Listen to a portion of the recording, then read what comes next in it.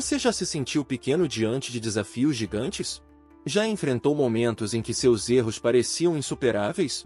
A história de Davi, o pastor que se tornou rei de Israel, é um relato inspirador de superação, arrependimento e fé inabalável.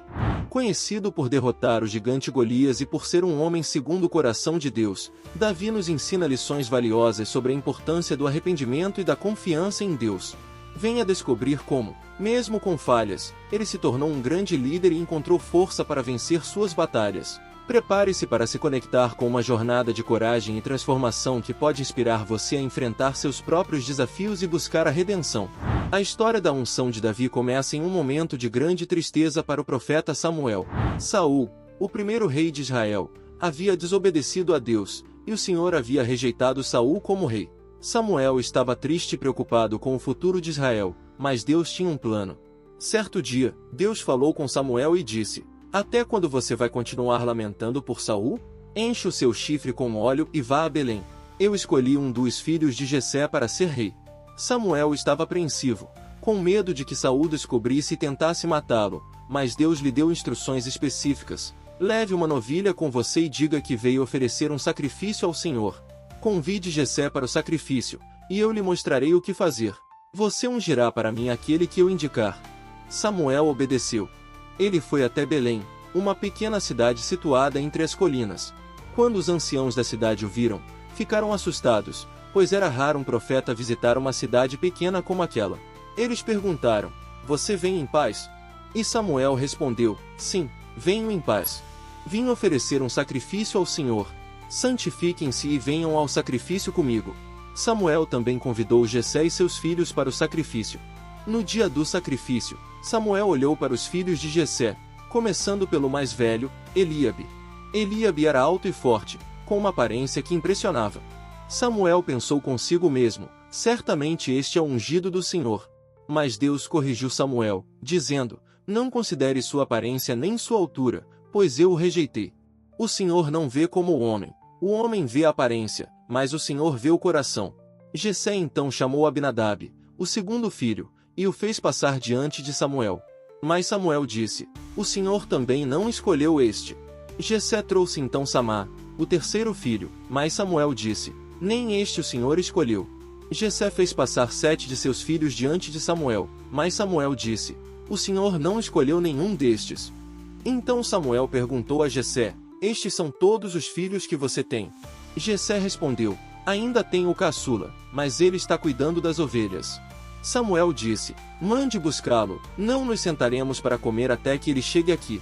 Jessé mandou chamar Davi. Ele era ruivo, de belos olhos e boa aparência. Quando Davi chegou, o Senhor disse a Samuel: "É este. Levante-se e unja-o." Samuel pegou o chifre de óleo e ungiu Davi na presença de seus irmãos. E, a partir daquele dia, o Espírito do Senhor apoderou-se de Davi com poder.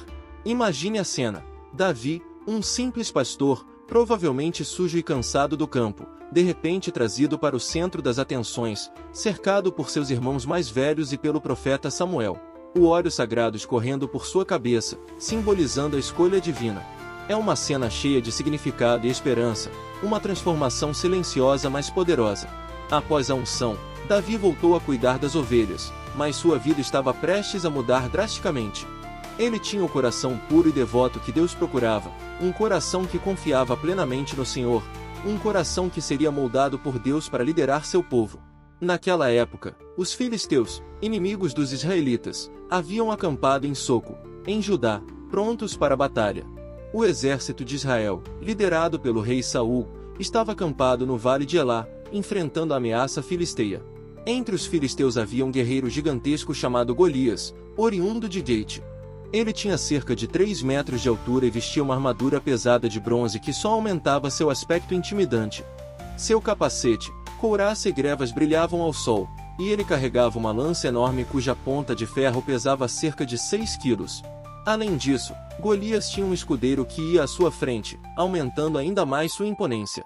Durante 40 dias, Golias saía do acampamento filisteu, posicionava-se entre os dois exércitos e desafiava os israelitas a enviarem um campeão para enfrentá-lo em combate singular.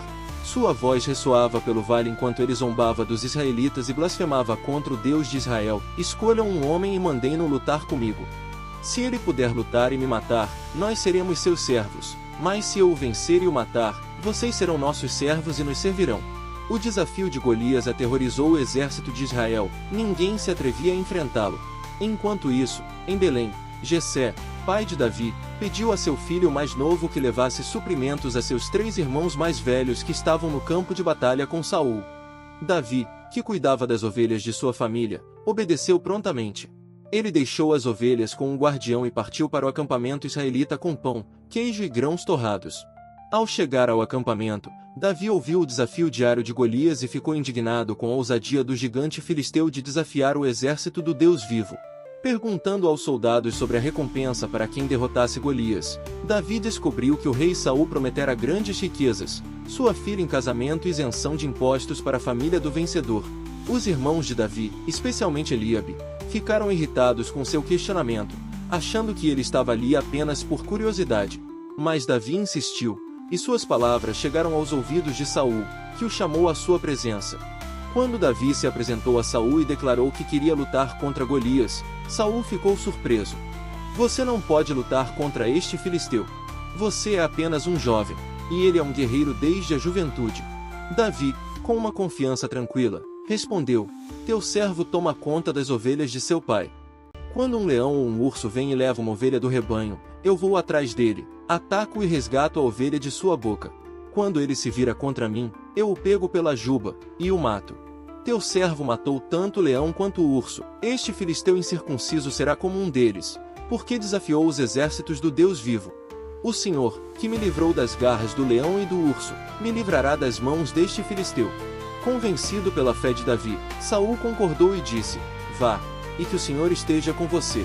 Saul tentou vestir Davi com sua própria armadura, mas Davi não estava acostumado com aquelas pesadas vestes e as retirou.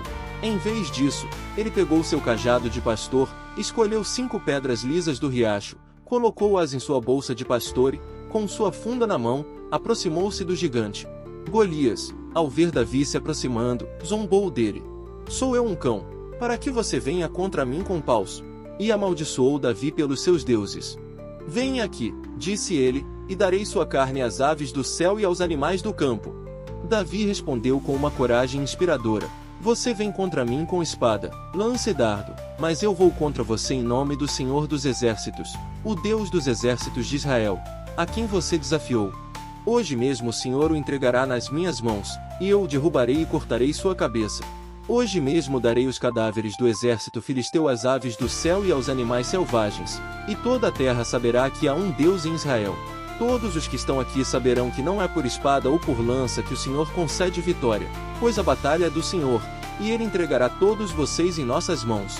Quando Golias avançou para atacar, Davi correu rapidamente em direção à linha de batalha para enfrentá-lo. Ele meteu a mão na bolsa, tirou uma pedra e a lançou com sua funda, atingindo Golias na testa. A pedra afundou em sua testa, e ele caiu com o rosto em terra. Sem uma espada na mão, Davi correu e se apoderou da espada de Golias, puxou-a da bainha e o matou, cortando sua cabeça com ela. Quando os filisteus viram que seu campeão estava morto, fugiram. Os israelitas perseguiram os filisteus, matando muitos deles e saqueando seus acampamentos. A história de Davi e Golias se espalhou rapidamente por toda a terra de Israel. A vitória de Davi sobre o gigante filisteu foi vista como um milagre divino e um símbolo de esperança para o povo de Israel. Naturalmente, essa notícia chegou até os ouvidos do rei Saul, que, impressionado com a bravura e fé de Davi, decidiu trazê-lo para a corte real. Quando Davi chegou à corte de Saul, ele não era apenas um jovem herói, mas também um talentoso músico. Anteriormente, o rei Saul tinha sido afligido por um espírito maligno que o perturbava e lhe trazia grande angústia. Seus conselheiros haviam sugerido que a música poderia acalmar seu espírito atormentado. Foi assim que Davi, conhecido por sua habilidade em tocar a harpa, foi convidado a tocar para o rei. Davi, com sua harpa, começou a tocar melodias suaves e cheias de paz. A música de Davi tinha um efeito quase mágico sobre Saul. Sempre que o espírito maligno vinha sobre Saul, Davi tocava sua harpa e o rei se acalmava, sentindo-se aliviado e melhor. A música de Davi não era apenas um dom natural, mas também uma manifestação do Espírito de Deus, que estava com ele desde sua unção por Samuel. Com o tempo, Saul começou a apreciar muito Davi, não apenas por sua habilidade musical, mas também por seu caráter humilde e disposição servil. Davi tornou-se um escudeiro do rei, um cargo de grande honra e responsabilidade. Ele acompanhava Saul em suas campanhas militares, e sempre que necessário, tocava sua harpa para acalmar o rei. A presença de Davi na corte trouxe um novo ar de esperança e tranquilidade.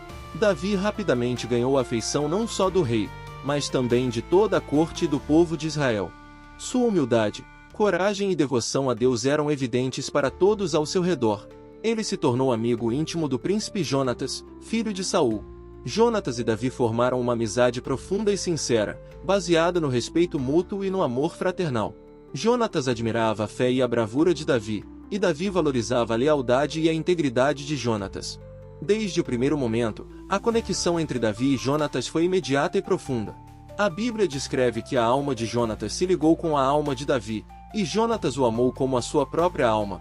Este vínculo espiritual e emocional era mais forte do que qualquer vínculo político ou social. Eles compartilhavam um amor fraternal tão intenso que fizeram um pacto de amizade, comprometendo-se a apoiar e proteger um ao outro independentemente das circunstâncias. Jonatas, apesar de ser o herdeiro legítimo do trono, reconheceu a unção divina sobre Davi. Ele sabia que Deus tinha um plano especial para Davi e aceitou isso com humildade e graça. Em um gesto simbólico de sua amizade e lealdade, Jonatas tirou seu manto, armadura, espada, arco e cinturão e os deu a Davi. Esse ato representava não apenas a entrega de suas posses, mas também a renúncia ao trono em favor de Davi, reconhecendo e apoiando o destino de Davi como o futuro rei de Israel. A amizade de Jonatas e Davi foi testada pela crescente inveja e hostilidade de Saul. O rei Saul, percebendo que Davi estava destinado a ser o próximo rei, viu Davi como uma ameaça ao seu reinado e à sucessão de Jonatas. Em várias ocasiões, Saul tentou matar Davi, mas Jonatas sempre se interpôs para proteger seu amigo. Ele informava Davi sobre os planos de seu pai e elaborava estratégias para ajudá-lo a escapar do perigo. Saul, sentindo-se ameaçado pela crescente popularidade de Davi, começou a vê-lo como um rival. O rei passou a ser atormentado por um espírito maligno, e sempre que isso acontecia, Davi tocava sua harpa para acalmá-lo.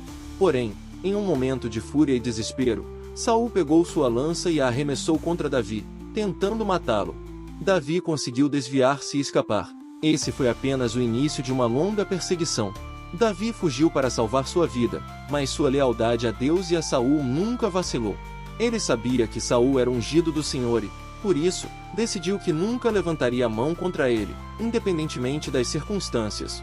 Davi fugiu para diversos lugares, sempre contando com a proteção e a orientação de Deus.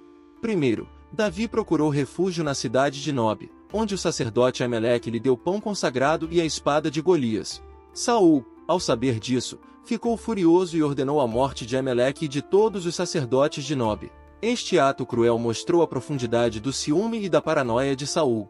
Davi então fugiu para o território dos filisteus e se escondeu na cidade de Gate.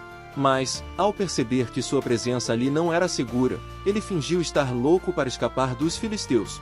Ele então se refugiou na caverna de Adulão, onde seus irmãos e toda a casa de seu pai vieram a ele. Juntaram-se a ele todos os que estavam em dificuldades, os endividados e os descontentes, e ele se tornou o líder de cerca de 400 homens. A perseguição continuava implacável.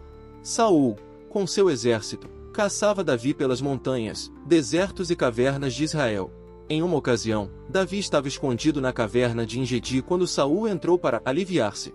Os homens de Davi disseram-lhe: "Este é o dia sobre o qual o Senhor lhe falou, entregarei nas suas mãos o seu inimigo, para que você faça com ele o que quiser."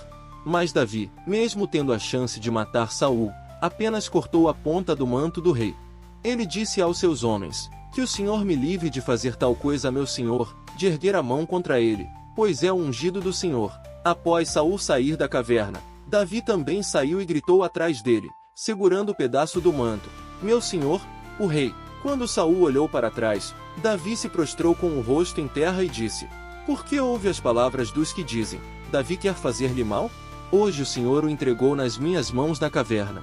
Alguns insistiram que eu o matasse, mas eu o poupei, disse: "Não erguerei a mão contra meu senhor, pois ele é o ungido do Senhor."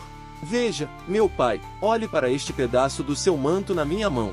Cortei a ponta do seu manto, mas não o matei. Agora entenda e reconheça que não sou culpado de fazer-lhe mal ou de revolta. Não cometi nenhum pecado contra você, mas você está à minha procura para tirar-me a vida. Que o Senhor julgue entre mim e você. Que o Senhor vingue os males que você tem me feito, mas eu não levantarei a mão contra você. Saul, comovido pela misericórdia de Davi, começou a chorar e disse: Você é mais justo do que eu. Você me tratou bem, mas eu o tratei mal. Hoje você me mostrou bondade ao poupar minha vida. Sei que você será rei e que o reino de Israel se firmará em suas mãos. Apesar desse momento de arrependimento, o ciúme e a raiva de Saul não desapareceram completamente. Mais tarde, Saul retomou a perseguição a Davi. Em outra ocasião, Davi teve uma segunda oportunidade de matar Saul. Desta vez, Saul e seu exército estavam acampados no deserto de Zif. Davi e seu sobrinho, Abisai, se aproximaram do acampamento à noite e encontraram Saul dormindo, com sua lança fincada ao lado de sua cabeça, e Abner, o comandante de seu exército, dormindo ao seu lado. Abisai sussurrou: Hoje Deus entregou seu inimigo nas suas mãos. Deixe-me matá-lo com a lança, cravando-a no chão com um só golpe. Não precisarei de um segundo golpe. Mas Davi respondeu: Não o mate. Quem pode levantar a mão contra o ungido do Senhor e ficar impune? Em vez de matar Saul, Davi pegou a lança e o jarro de água de Saul e se afastou. Deixe o like se você está gostando dessa história de vida incrível de Davi. Do outro lado do vale, Davi gritou para o acampamento de Saul, chamando Abner e acusando-o de não proteger adequadamente o rei. Então ele mostrou a lança e o jarro de água como prova de que ele esteve perto de Saul e poderia tê-lo matado, mas escolheu poupar sua vida mais uma vez. Saul reconheceu novamente a justiça e a misericórdia de Davi e disse: Pequei. Volte, meu filho Davi. Por que você considerou preciosa hoje a minha vida? Não farei mais mal a você. Tenha certeza de que agi como um tolo e errei gravemente. E Davi respondeu: Aqui está a lança do rei. Que um dos seus jovens venha buscá-la. O Senhor recompensa a justiça e a fidelidade. Hoje ele entregou você nas minhas mãos, mas eu não levantarei a mão contra o ungido do Senhor.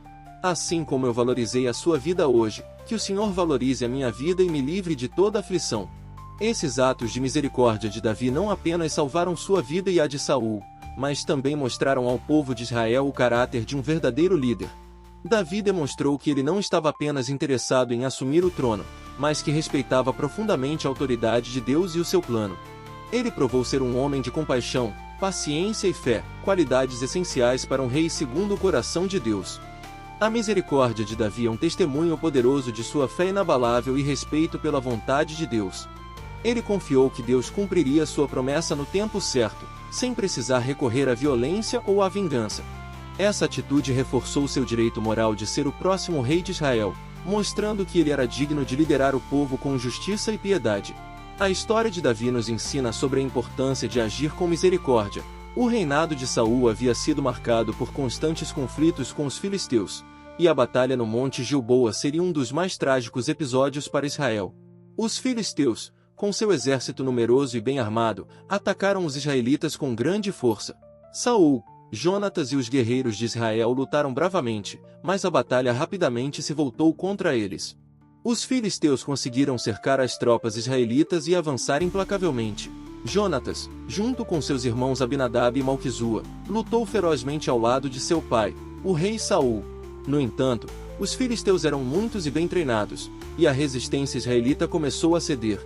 Jonatas, que sempre havia sido um guerreiro corajoso e fiel, foi ferido mortalmente no campo de batalha. Quando Saul percebeu que a batalha estava perdida e que seus filhos estavam mortos, ele ficou desesperado. Os arqueiros filisteus o alcançaram e o feriram gravemente.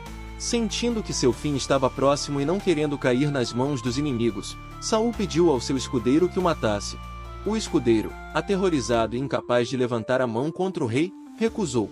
Então Saul, com grande dor e desespero, pegou sua própria espada e se lançou sobre ela, pondo fim à sua vida. A morte de Saul e Jonatas deixou Israel em um estado de grande luto e desolação. Os filisteus, vitoriosos, cortaram a cabeça de Saul e enviaram seu corpo e os de seus filhos para as cidades filisteias, espalhando a notícia da vitória e pendurando seus corpos nas muralhas de Bet-San.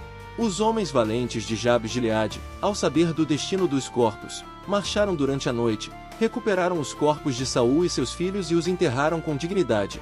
Davi estava em Ziclag quando recebeu a notícia da morte de Saul e Jonatas. Embora a dor da perda fosse imensa, especialmente pela morte de seu querido amigo Jonatas, Davi sabia que precisava buscar orientação de Deus sobre os próximos passos. Ele consultou o Senhor, perguntando se deveria ir para junto de suas duas esposas, Ainoã de Jezreel e Abigail, viúva de Nabal, e todos os seus homens e suas famílias. Partiu para Hebrom. Ao chegar, os homens de Judá vieram até ele. Eles sabiam das promessas de Deus e reconheceram a unção sobre Davi. Ali, em Hebrom, Davi foi ungido rei de Judá. Este momento foi de grande importância, marcando o início oficial do reinado de Davi. A unção de Davi como rei de Judá foi um evento significativo. Embora ele fosse agora o rei de uma parte do reino, ainda havia desafios pela frente. A casa de Saul, sob a liderança de Isbosete, filho de Saul, continuava a governar sobre o restante de Israel. Este período de transição não foi fácil, e houve muitos conflitos e lutas internas. Durante os 7 anos e meio em que Davi reinou sobre Judá em Hebrom, ele trabalhou para consolidar seu governo e ganhar a lealdade do povo. Hebrom, uma cidade com profunda significância histórica e espiritual, tornou-se o centro de suas atividades. Foi ali que Abraão, o patriarca, havia vivido e onde estavam sepultados os patriarcas e suas esposas. Governar em Hebrom era também um sinal de continuidade das promessas de Deus ao seu povo. Davi mostrou ser um líder justo e sábio, ganhando a confiança e o respeito dos anciãos e do povo de Judá. Ele também continuou a buscar a orientação de Deus em todas as suas decisões, demonstrando sua dependência do Senhor. A liderança de Davi era caracterizada por sua justiça e piedade, aspectos que o diferenciavam de muitos outros líderes de sua época. Mesmo enquanto governava sobre Judá, Davi não se esqueceu do restante de Israel. Ele fez alianças e mostrou bondade à casa de Saul, apesar das contínuas rivalidades e guerras civis. Um exemplo claro disso foi a sua relação com Abner, o comandante do exército de Isbosete. Abner, depois de uma disputa com Isbosete, decidiu mudar sua lealdade para Davi. Ele foi até Hebrom e fez um pacto com Davi, prometendo trazer todas as tribos de Israel para reconhecer Davi como rei. No entanto, a transição não foi pacífica. Joabe, comandante do exército de Davi, não confiava em Abner. Em um ato de vingança pela morte de seu irmão Asael, matou Abner. Davi, ao saber do ocorrido, ficou profundamente triste e condenou o ato de Joabe, distanciando-se do crime e mostrando publicamente seu pesar. Este episódio demonstrou mais uma vez a justiça de Davi e sua busca pela paz e unidade entre as tribos de Israel. A fidelidade de Davi a Deus e sua habilidade de liderar com justiça e misericórdia foram fundamentais durante esses anos em Hebrom. Ele continuou a ser um exemplo de um líder que coloca a vontade de Deus acima de suas próprias ambições. O período de reinado em Judá foi uma preparação para o momento em que Davi seria reconhecido como rei sobre todo Israel. Após anos de conflitos internos e guerras civis, a nação de Israel estava pronta para a unificação sob um único líder forte e justo. Esse líder era Davi, que já havia mostrado sua capacidade de governar com sabedoria e justiça em Judá. A morte de Isbosete, o último remanescente da casa de Saul que reivindicava o trono, abriu caminho para que todas as tribos de Israel reconhecessem Davi como seu rei. Representantes de todas as tribos de Israel vieram a Hebrom para encontrar Davi. Eles disseram: "Somos seus ossos e sua carne." No passado, mesmo quando Saul era rei, você era o verdadeiro líder de Israel. E o Senhor lhe disse: "Você pastoreará Israel, meu povo, e será o seu governante." Com essas palavras, os anciãos de Israel confirmaram a unção divina sobre Davi, reconhecendo sua liderança. Davi foi ungido rei de todo Israel em uma cerimônia solene em Hebrom. Este momento marcou a unificação das tribos sob um único reinado, cumprindo a promessa de Deus a Davi, trazendo paz e estabilidade a uma nação que por muito tempo esteve dividida. Este evento foi recebido com grande celebração e esperança pelo povo, que ansiava por um líder que pudesse guiá-los com justiça e piedade. Após ser ungido rei de todo Israel, Davi sabia que precisava de uma capital que simbolizasse a unidade e a força de seu reinado. Ele escolheu Jerusalém, uma cidade fortemente fortificada e centralmente localizada, que não pertencia a nenhuma das tribos de Israel, tornando-a um local ideal para ser a nova capital. Jerusalém, na época, era habitada pelos jebuseus, um povo cananeu que confiava na segurança de suas fortificações. Quando Davi e seu exército se aproximaram da cidade, os jebuseus zombaram dele, dizendo: Você nunca entrará aqui, até os cegos e os coxos podem afastá-lo. Essa provocação, no entanto, só serviu para motivar ainda mais Davi e seus homens. Davi desafiou seus guerreiros, dizendo que quem conseguisse entrar na cidade e derrotar os jebuseus se tornaria o comandante do exército. Joabe, filho de Zeruia, aceitou o desafio. Ele encontrou uma maneira de entrar na cidade através do túnel de água, um canal subterrâneo que abastecia Jerusalém. Com grande coragem e habilidade, Joabe e seus homens invadiram a cidade e abriram os portões para o restante do exército de Davi. A conquista foi rápida e decisiva. Davi tomou a fortaleza de Sião e renomeou-a como a cidade de Davi. Este nome não apenas refletia a nova liderança da cidade, mas também simbolizava o início de uma nova era para Israel. Jerusalém, anteriormente uma cidade jebuseia, agora era a capital de um reino unificado sob a liderança de Davi. Davi imediatamente começou a transformar Jerusalém. Ele ampliou e fortaleceu as fortificações, construindo muros e torres para proteger a cidade. Ele também começou a construir palácios e outras estruturas que fariam de Jerusalém um centro político e administrativo de Israel. A cidade rapidamente se tornou o coração do reino, atraindo pessoas de todas as tribos de Israel. Mas Davi sabia que para consolidar verdadeiramente Jerusalém como a capital de Israel, ele precisava fazer dela também o centro religioso da nação. Ele decidiu trazer a Arca da Aliança, o símbolo mais sagrado da presença de Deus, para Jerusalém. A arca estava em Kiriat Jearim, e Davi organizou uma grande procissão para trazê-la à nova capital. Ele reuniu 30.000 homens escolhidos de Israel para acompanhar a arca nessa jornada sagrada. O entusiasmo e a expectativa eram palpáveis, pois este evento marcaria uma nova era de devoção e centralidade de Deus na vida de Israel. A procissão começou com grande celebração. Davi e o povo de Israel dançavam e cantavam ao som de instrumentos musicais, incluindo harpas, liras, tamborins, símbolos e trombetas. A atmosfera era de alegria e reverência, enquanto a arca era transportada em um carroção novo, puxado por bois. No entanto, durante a jornada, um incidente trágico ocorreu. Ao chegar à eira de Nacon, os bois que puxavam o carroção tropeçaram, e a arca quase caiu. Uzá, um dos homens que acompanhava a arca, instintivamente estendeu a mão para segurá-la. Mas, ao tocar a arca, Uzá foi fulminado por Deus, pois não era permitido tocar na arca.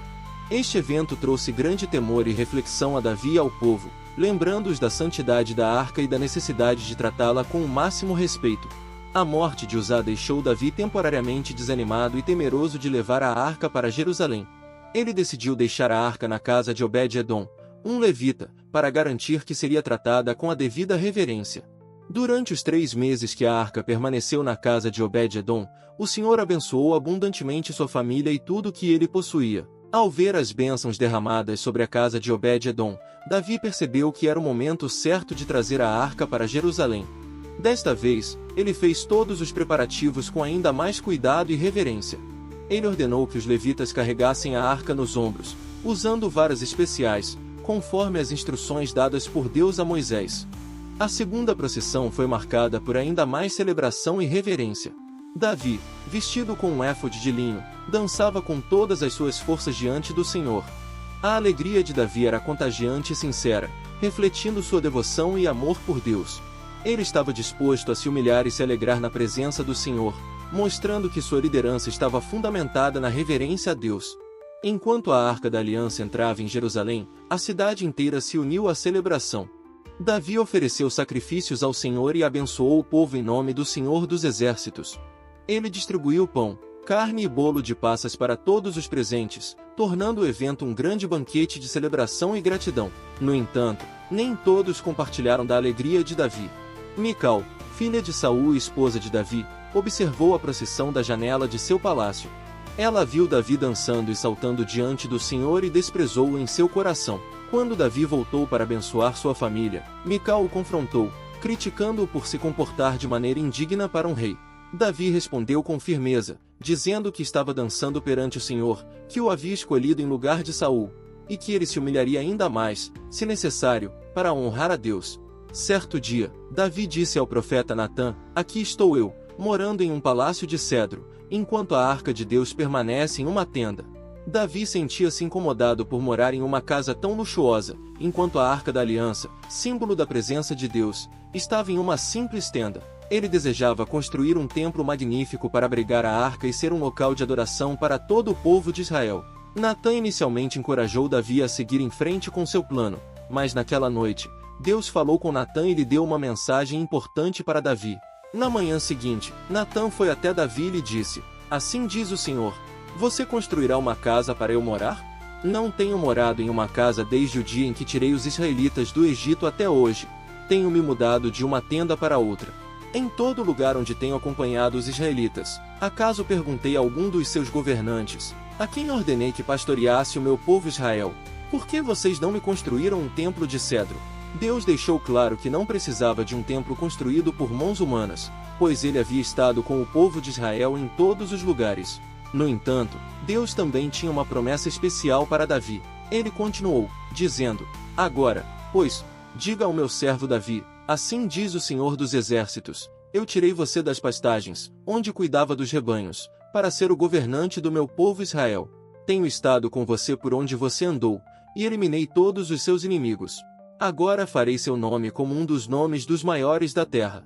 E providenciarei um lugar para o meu povo Israel e os plantarei lá, para que tenham um lar e não sejam mais perturbados. Pessoas perversas não os oprimirão mais, como fizeram no início e desde o tempo em que nomeei juízes sobre o meu povo Israel. Também lhe darei descanso de todos os seus inimigos. Deus então fez uma promessa que marcaria a história de Israel para sempre. O Senhor declara que o Senhor mesmo estabelecerá uma casa para você. Quando a sua vida chegar ao fim e você descansar com seus antepassados, escolherei um dos seus filhos para suceder você, um de seus próprios descendentes, e estabelecerei o reino dele. Será ele quem construirá um templo em honra ao meu nome, e estabelecerei o trono do reino dele para sempre. Eu serei seu pai, e ele será meu filho. Quando ele cometer um erro, eu o castigarei com o açoite dos homens, com golpes infligidos por homens. Mas nunca retirarei dele o meu amor, como retirei de Saul, a quem tirei do seu caminho. Sua casa e seu reino durarão para sempre diante de mim, seu trono será estabelecido para sempre. Este pacto, conhecido como o Pacto Davídico, foi uma promessa de que a linhagem de Davi duraria para sempre e que seu reino seria estabelecido eternamente. Deus assegurou a Davi que um de seus descendentes sempre estaria no trono, e que o reino de sua casa não teria fim. Esta promessa divina estabeleceu a base para a esperança messiânica que viria a ser cumprida em Jesus Cristo, o descendente de Davi que reinaria para sempre. Davi ficou profundamente tocado e agradecido por essa promessa. Ele entrou na presença do Senhor e orou com humildade e reverência, dizendo: Quem sou eu, Senhor Deus, e o que é a minha família, para que me trouxesses a este ponto? E como se isso não bastasse aos teus olhos, ó Deus, também falaste sobre o futuro da casa do teu servo. Consideraste a mim como um homem ilustre, ó Senhor Deus. Que mais pode Davi dizer-te por honrares o teu servo? Tu sabes, Senhor, quanto teu servo é dedicado a ti. Por amor ao teu servo e conforme a tua vontade, fizeste essa grande coisa e tornaste conhecidas todas essas promessas grandiosas. A promessa de Deus a Davi ressoou através dos séculos e foi reafirmada pelos profetas que vieram depois dele.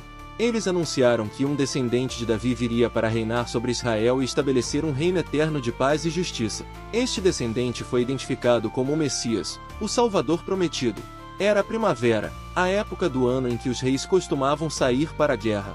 No entanto, Davi decidiu ficar em Jerusalém, enquanto seu exército, sob o comando de Joabe, lutava contra os amonitas e sitiava Rabá. Uma tarde, Davi levantou-se de sua cama e foi caminhar pelo terraço do palácio. De lá, ele avistou uma mulher muito bonita tomando banho. Davi ficou fascinado por sua beleza e mandou alguém investigar quem ela era. A resposta foi que ela se chamava Batseba, filha de Eliã e esposa de Urias, o Hitita, um dos valentes guerreiros de Davi.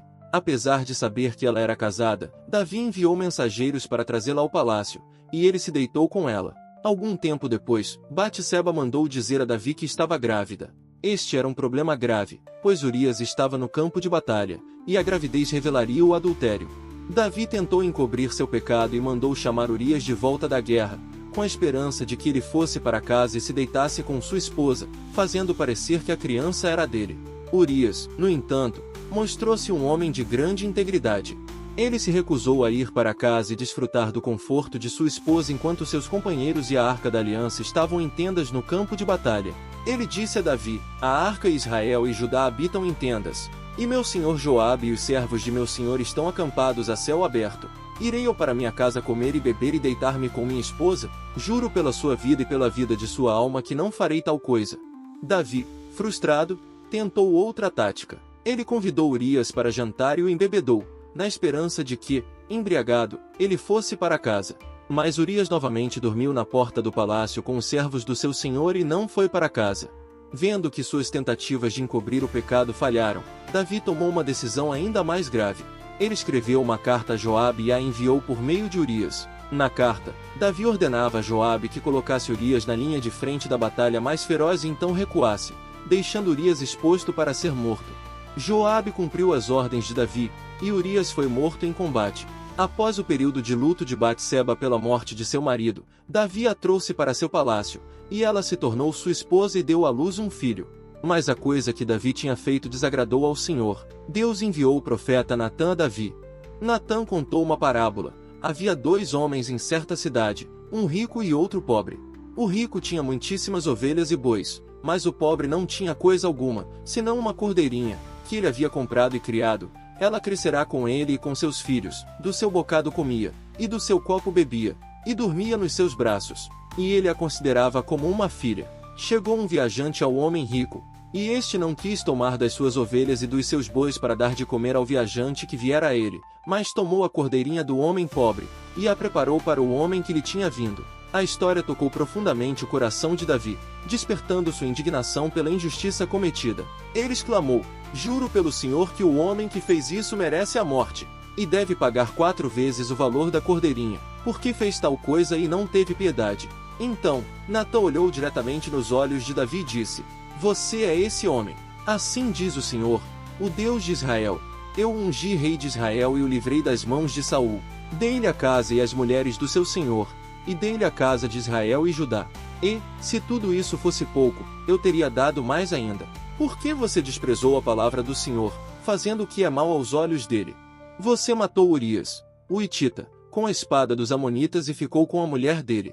Naquele momento, Davi compreendeu a extensão de seu pecado.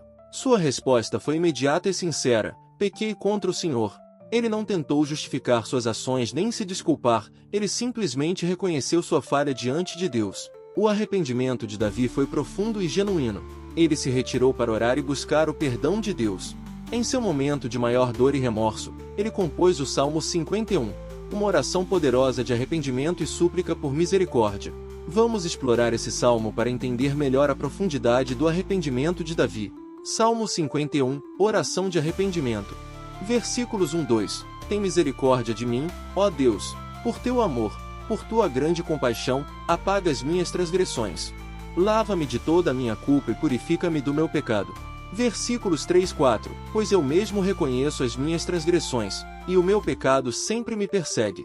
Contra ti, só contra ti, pequei e fiz o que tu reprovas, de modo que é justa a tua sentença e tens razão em condenar-me. Versículos 5-6. Sei que sou pecador desde que nasci, sim, desde que me concebeu minha mãe. Sei que desejas a verdade no íntimo, e no coração me ensinas a sabedoria. Versículos 7-9. Purifica-me com hisopo, e ficarei puro, lava-me, e mais branco do que a neve serei. Faze-me ouvir de novo júbilo e alegria, e os ossos que esmagaste exultarão. Esconde o rosto dos meus pecados e apaga todas as minhas iniquidades. Versículos 10. Cria em mim um coração puro, ó Deus, e renova dentro de mim um espírito estável. Não me expulses da tua presença, nem tires de mim o teu Santo Espírito. Devolve-me a alegria da tua salvação e sustenta-me com um espírito pronto a obedecer. Versículos 13-15. Então ensinarei os teus caminhos aos transgressores, para que os pecadores se voltem para ti. Livra-me da culpa dos crimes de sangue, ó Deus, Deus da minha salvação, e a minha língua clamará a tua justiça. Ó Senhor, dá palavras aos meus lábios, e a minha boca anunciará o teu louvor. Versículos 16-17. Não te deleitas em sacrifícios, nem te agradas em holocaustos, senão, eu os traria. Os sacrifícios que agradam a Deus são um espírito quebrantado, um coração quebrantado e contrito, ó Deus, não desprezarás. Versículos 18-19. Por tua boa vontade, faz Sião prosperar, ergue os muros de Jerusalém. Então te agradarás dos sacrifícios sinceros, das ofertas queimadas e dos holocaustos. e novilhos serão oferecidos sobre o teu altar. Mesmo nos anos finais de seu reinado, Davi enfrentou grandes tribulações dentro de sua própria família. Um dos episódios mais dolorosos foi a revolta de seu filho Absalão. Absalão, insatisfeito e ressentido, começou a conspirar contra seu pai para tomar o trono de Israel. Ele ganhou o favor do povo com promessas e manipulações, e finalmente declarou-se rei em Hebrom.